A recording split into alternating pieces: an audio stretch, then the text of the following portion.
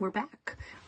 So we've concluded our time in northern Nova Scotia, and I have to say hats off, applauding Parks Canada for their amazing staff. They have just been superb every place that Steve and I have gone, and we've thoroughly enjoyed our conversations with them, but are just amazed at their level of knowledge and their hospitality and friendliness towards everyone.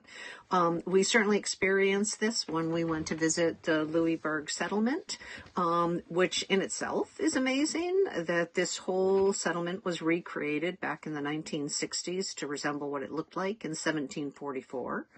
They used local miners that were out of work after the local mines closed, and those miners actually had to learn all new skills again. They had to learn to be stonemasons and carpenters, but they had to learn to use the tools that would have been used in the 1700s and to master those skills to rebuild the settlement. We're told that it cost approximately $40 million to reconstruct this Louisbourg settlement. In 1713, the French chose Louisbourg as a location for the new settlement, so it could serve as a military stronghold and also serve as a base for the cod fishing industry. We've attached a few photos here from our visit to Louisbourg.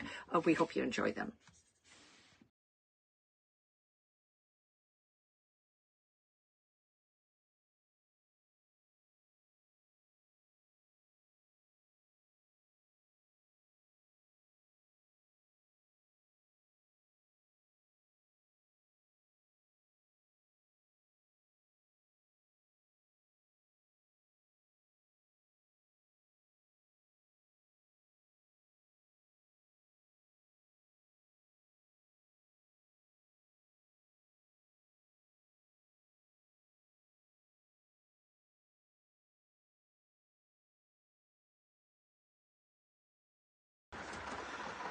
Hey, two sweater fans.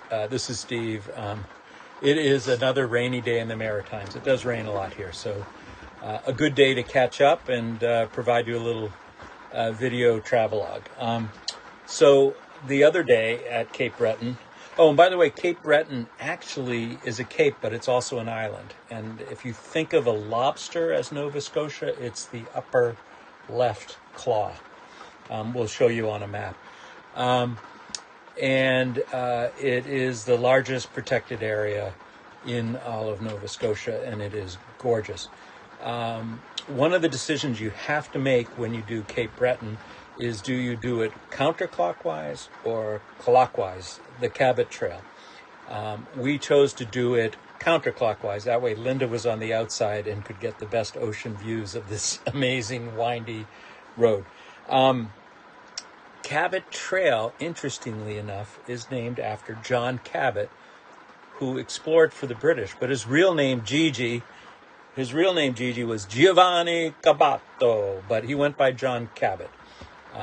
And it's still debatable whether did he really land in Nova Scotia or was it somewhere else in the Maritimes. However, Canadian government back in the 1930s, as they formed this national park, they decided to call it Cabot Trail after him, and it was partly history and partly marketing as well. But regardless of that, it is one of the most beautiful drives that you can do.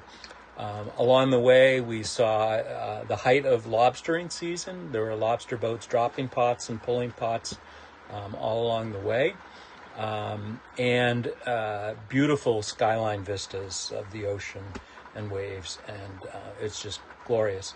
We then traveled inland across the trail to the other side of Cape Breton Highlands, and there is an amazing trail, very easy to walk. It's a little bit long, about 5-mile return trip. The Skyline Trail that takes you out to these incredible vistas. National parks provided these amazing platforms with picnic tables and benches, and it's just, it's a great hike that even young kids can do as well. So we really highly recommend it.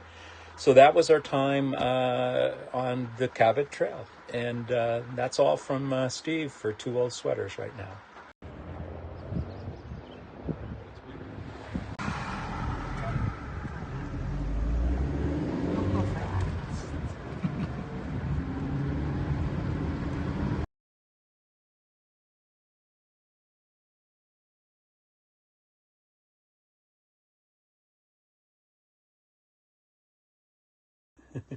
So that was a little bit about our journey through Cape Breton. We hope you enjoyed seeing a little bit of that. And now we are off to board the Marine Atlantic Ferry to Newfoundland. Yeah. Yeah, so we're super excited about exploring Newfoundland.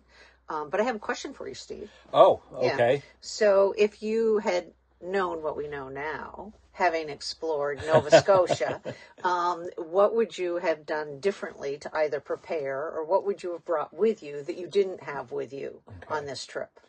More blankets, because it's been colder than we thought. So cold. A plug-in electric heater from when we are plugged in and don't have to use propane for that. Yeah, definitely. And we have been boondocking a few nights, we should mention. So there hasn't been electricity or any water, running water. So that has been a challenge.